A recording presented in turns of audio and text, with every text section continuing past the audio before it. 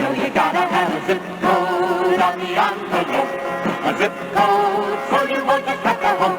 A zip code morning, noon, and night, and everything will be alright. You know you gotta have a zip code on the envelope. A zip code so you won't just have to hope.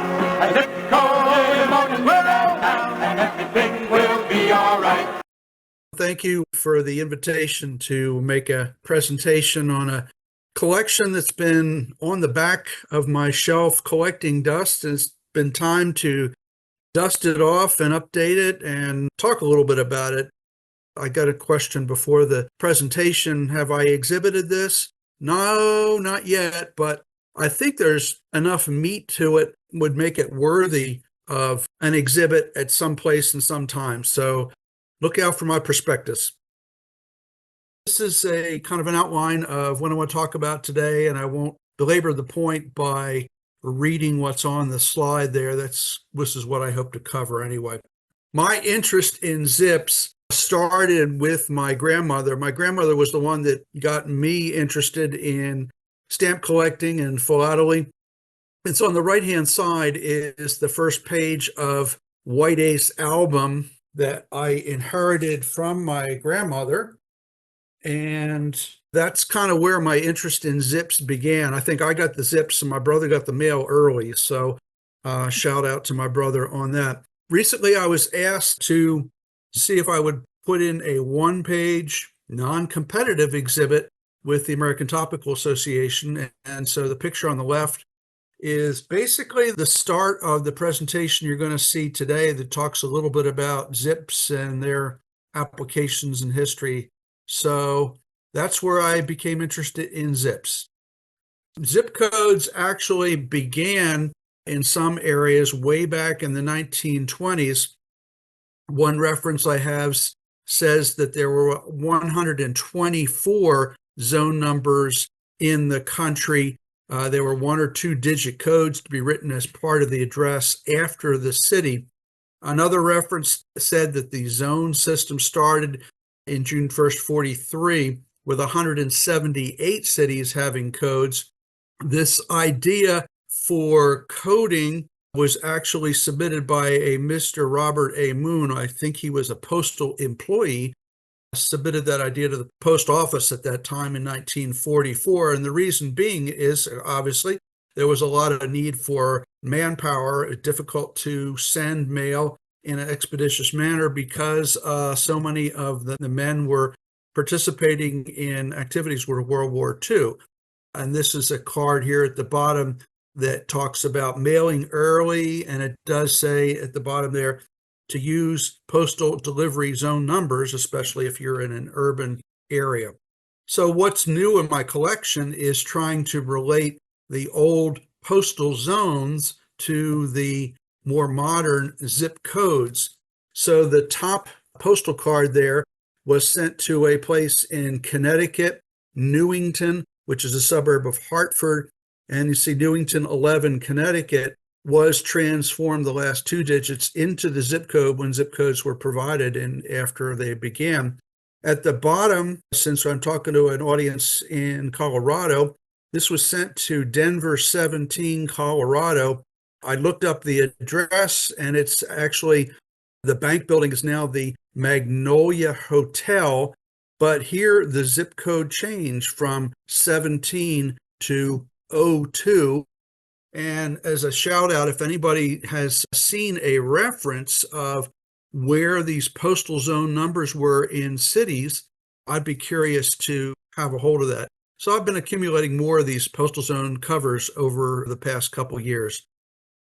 The origin of Mr. Zip is pretty well established, especially if you take a look at the information on the National Postal Museum in Washington, D.C. There's a web address there if you're interested. The artist that created Mr. Zip worked for an ad agency that was associated with actually AT&T, and a brief conversation between, I think, the Postmaster General at the time and somebody with AT&T said they were having these problems with adoption of new technology, and AT&T agreed to use their artwork for this character and created a Mr. PO zone.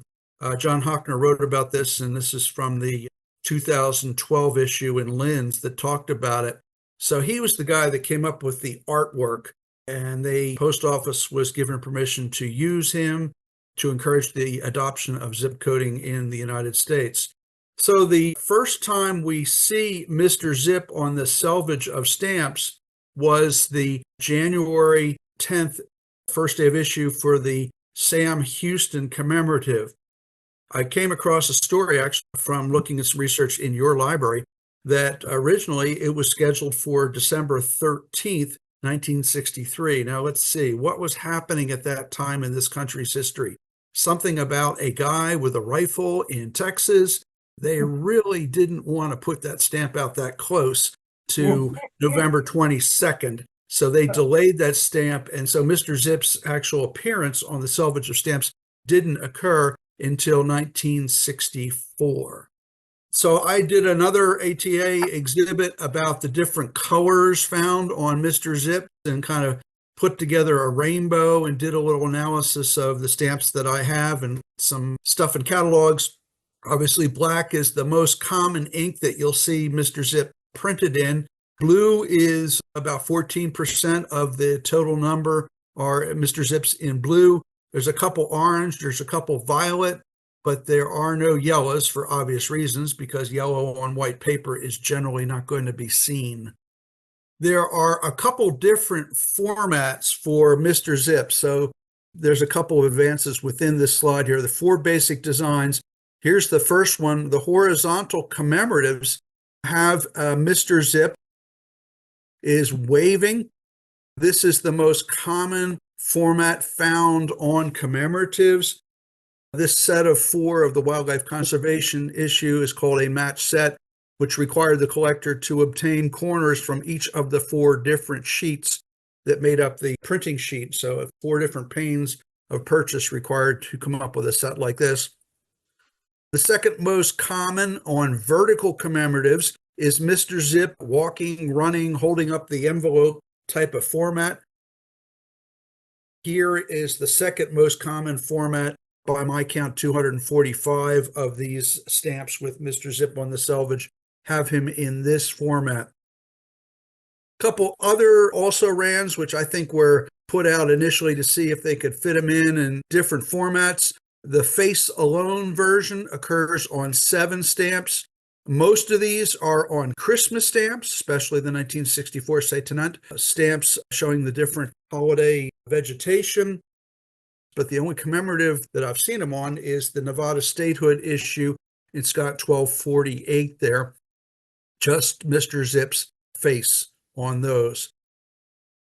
And the 4th version of the selvege is found only on 2 stamps. One of them, he was separated from the slogan in 1974 in the Legend of Sleepy Hollow stamp. But before that, they put him and the narrow slogan on the register and vote stamp of 1964 was when that stamp was issued there, Scott 1249. Associated with Mr. Zip was a slogan, and initially the slogan was use zip code.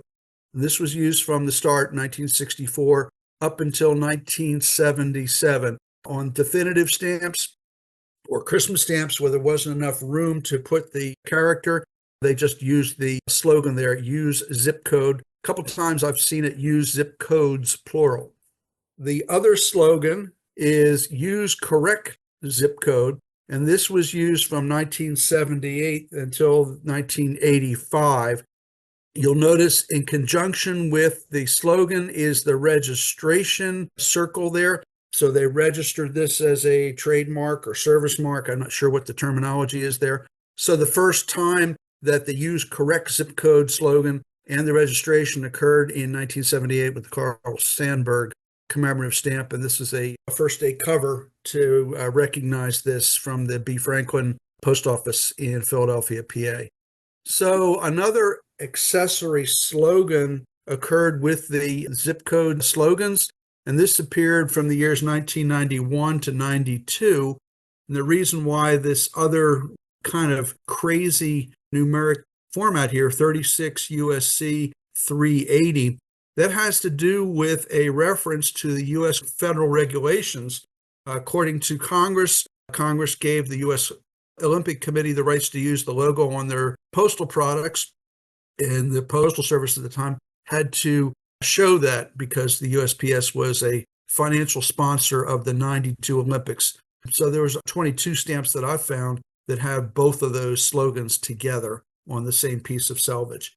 So the last time Mr. Zip as a character appeared on U.S. stamps on the selvage was 1985. The slogan continued on until 1993. So the poinsettia stamp there was the last time we saw him on the front face of a pane of stamps. And the last time we saw the slogan was the Arkansas statehood stamp there. Actually, Arkansas was the first one without Mr. Zip. And the last time the slogan appeared was 93 on the AIDS awareness stamp. However, thanks to Mystic Stamp Company, I got a heads up that he has returned recently to stamps. And he has made a marginal reappearance to mark the 50th anniversary of Mr. Zip. He was allowed to walk onto the back of the 2013 priority stamps. And if you look down in the bottom corner, there he is running away with that priority envelope stamp there. It actually occurs on two different stamps, the Arlington Bridge stamp, and the next one is the almost $20 Grand Central Station. If you're interested in acquiring this to make your Zip collection complete, know that you have to have the bottom right-hand corner because it's on the back side of the sheetlet. So you can see he occurs on the left side because it's on the back side of the pane of 20. So that's an expensive way to keep your Mr. Zip collection complete. Different formats for collecting Mr. Zips. I've started out with collecting singles, such as this one. Most people collect Zips, collect blocks of 4. Here's a match set of a blocks of 4 of the Saratoga issue. A little larger way, in some cases, the only way to do it is products that come from the combination press starting erratically in 1984, where the stamps had straight edges. So here's a pane of 20 that had 2 of them that use correct zip code on the strip of 20, and then the full sheet. You can sometimes find 2 Mr. Zips on one sheet, but this is a more unwieldy, more expensive way to collect Mr. Zip, in my opinion. Mr. Zip has not occurred on the face of any U.S. stamp, but they have used the terminology, use zip code on a couple of stamps. Here's the 1974 use zip code. This was in conjunction with a postal rate increase from 8 cents to 10 cents. It was an opportunity for them to encourage the adoption of zip codes by customers.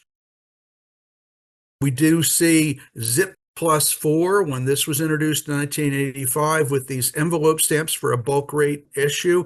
And Zip +4 was the pre-canceled version of this stamp in 1985. And a series of transportation stamps also had that indicia there, Zip +4. Some of these were indicia, some of these were pre-cancel, and I'm not sure which was which. A plate number coil specialist can set me straight on some of that type of issue. Where do you put them? Well, I've been using these White Ace pages. They stopped printing them in 1983-84 when the slogans disappeared.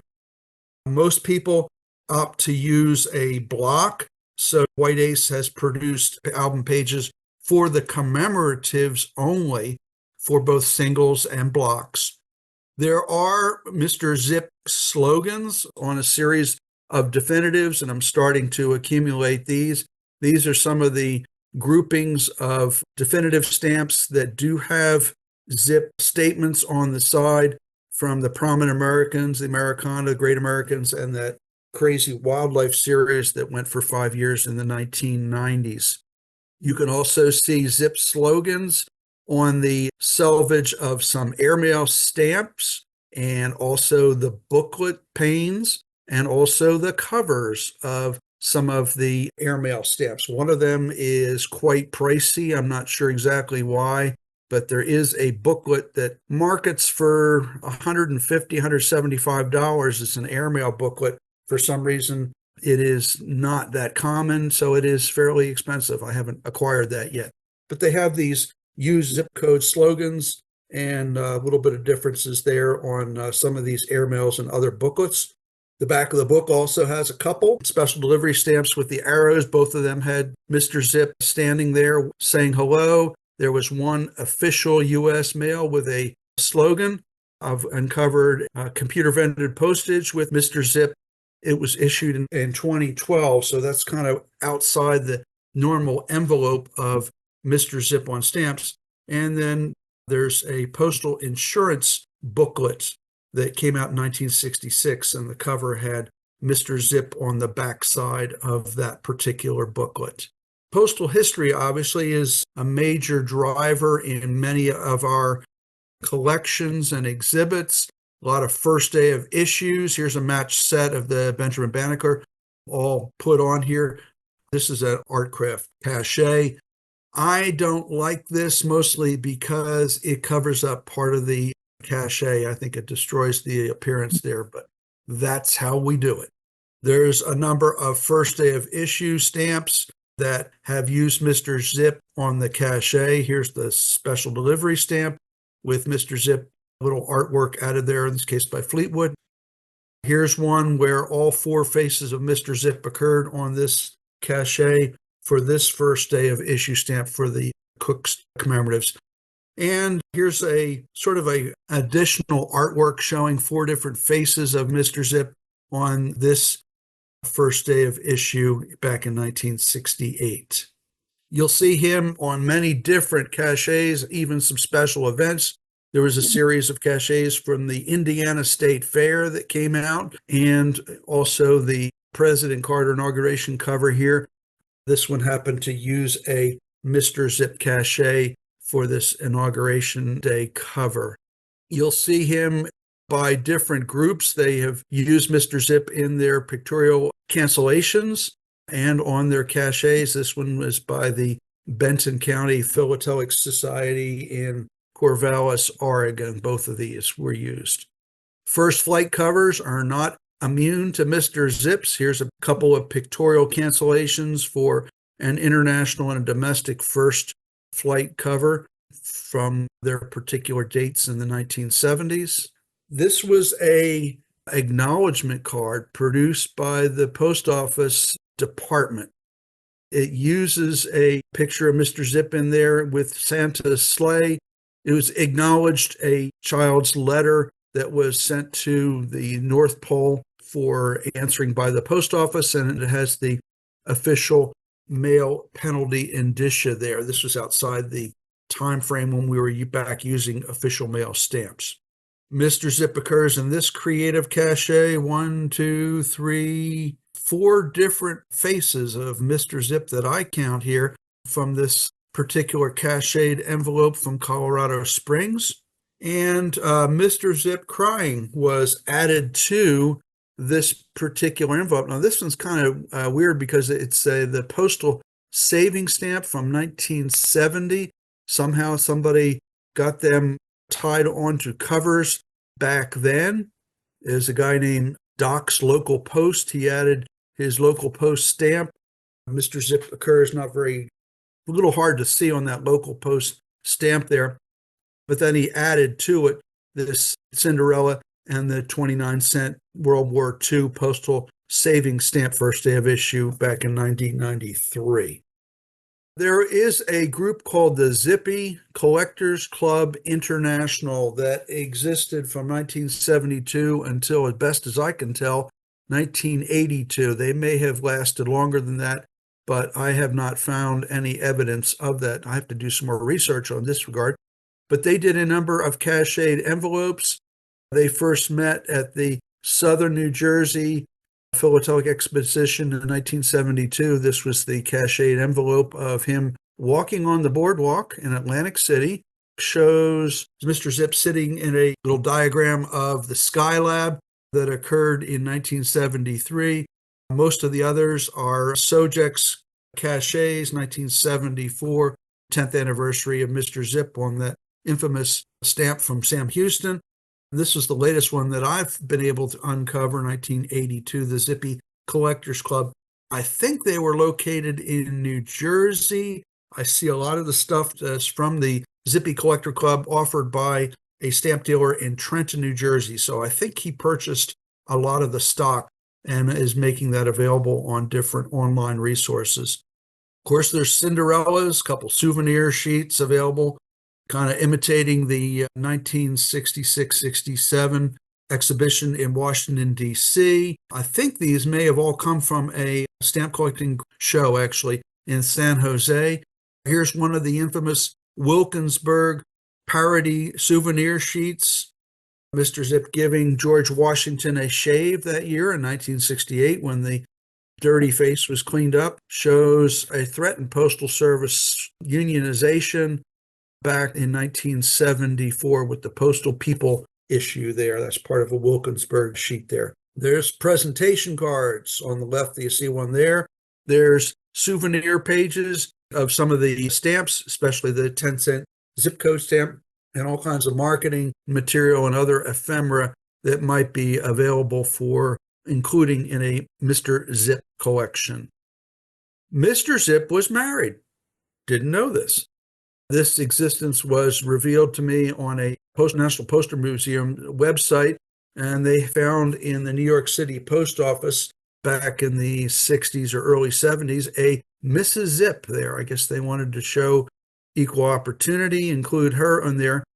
I did uncover at a bargain basement cover selection a Mr. Zip sort of lookalike. His name was Speed Mailer. He was used in a Chicago's Bank by Mail series in the 1990s. So there may be a couple others that are out there that good things require imitation. Postal codes are what these things are called throughout most of the world. This is a picture from a website that shows the different countries that use postal codes, different kinds of format. Most of them, the countries labeled in blue, use strictly numerical formats.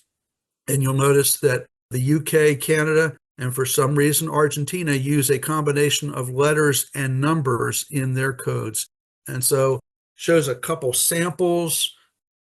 Japan had put out a series of stamps with their Mr. Zip lookalike number kun. I'm probably mispronouncing it. Showed up on a series of stamps, 12 stamps over a series of 5 years when they introduced their postal codes in 1968. They have moved from the original number to a 7-digit code in 2003 and came out with this souvenir sheet with their new character called Postan. Again, pronunciation is not expected to be correct there, but they have used this as a way to encourage the readoption of the larger postal codes in the country of Japan. Some countries have used postal codes, but they haven't hit the stamps. Here's a random example of a slogan cancellation in Bermuda. Always use the postcode.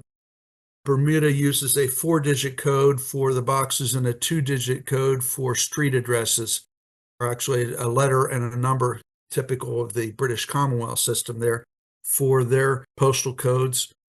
So there's a lot of detail that can be had on all this stuff with Mr. Zip, a lot of opportunities. As you go to stamp shows, you can also find a lot of this stuff in the discount postage, which is where I am spending a lot of time at stamp shows trying to fill in some of the empties that I have in my album. There may be some opportunities for renewing Mr. Zip. They did a makeover with him with his side quick kick there. He's holding an eagle in his hand named B. Franklin. I'm not sure where they got the name from there, but they're licensing this updated Mr. Zip on different materials for sale.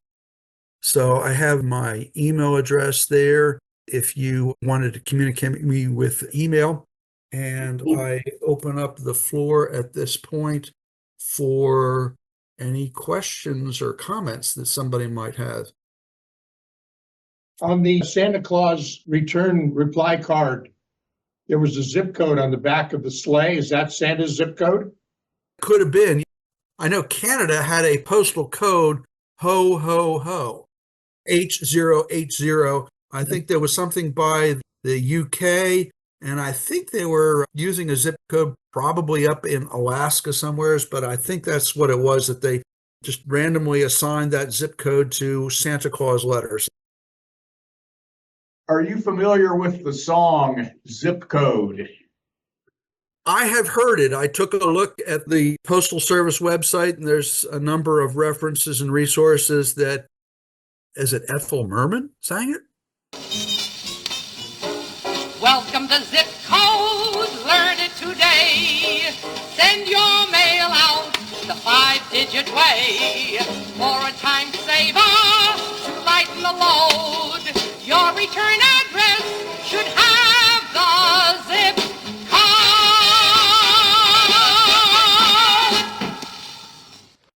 No, it was a 1960s band called the Five Americans. Zip, zip, zip code, zip, zip, zip code. Zip code, postman says it's faster. This way I know it won't get past her. Zip code, make it get the better. 10036 on the letter. It happened. Most noted for a song called Western Union. If you could find that zip code 45 RPM used record store, I think it would make a nice addition as ephemera to an ATA type exhibit if you go that far. That's an excellent suggestion. Thank you for that. I think it's noteworthy that the zip code was started by an unnamed postal employee that was not a big executive of the post office. Just a nobody started it, and it worked. And the backstory that I remember reading about that was that the gentleman was never given credit for it. He always claimed it. Mr. Moon, I think, was his name.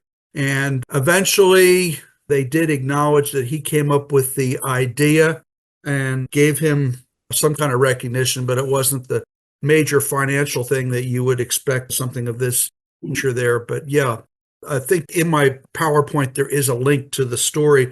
It's actually an obituary to this Mr. Moon, and it said he was the originator of the zip code concept back in the 40s. Not called that, by the way. Of course, if anybody's not sure of where the origin of ZIP comes from, it stands for Zone Improvement Program. It's an acronym left over from old postal zones from the 40s and 50s and early 60s.